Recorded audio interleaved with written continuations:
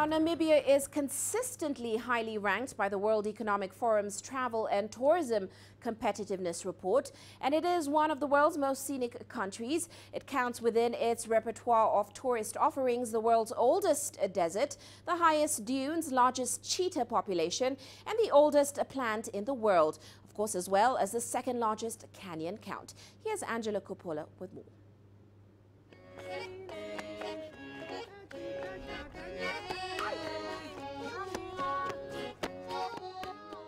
The Namibian tourism sector, like most of its neighbours, is a major job multiplier and a significant contributor to the country's gross domestic product. We say every 11th tourist arrival in Namibia, one job is created. That means in a couple of 2-3 years, we had about 1.4, 1.5 million tourist arrival here. So that means more than 100,000 jobs were created. As it stands, tourists flock to Namibia from its neighbours, but in terms of quality and big spend, well, that comes from Europe.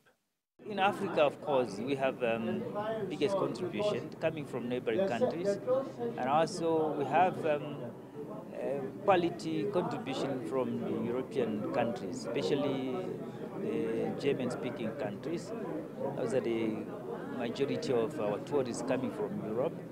And also from the recently, we also target a market of North America, and we are getting a number of tourists coming from there.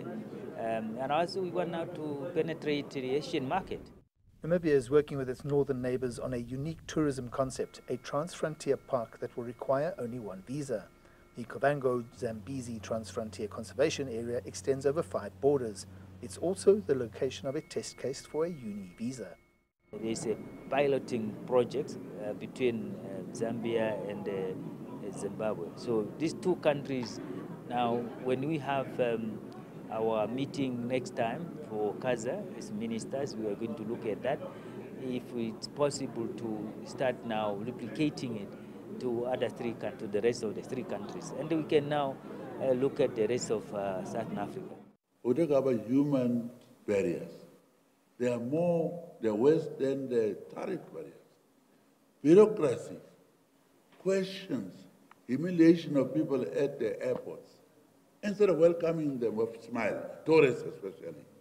So those are the things we'll talk about so that people can maybe realize it's wrong.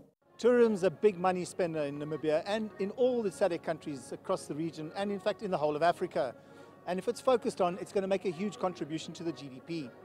I'm Angelo Coppola for CGTN in Windhoek, Namibia.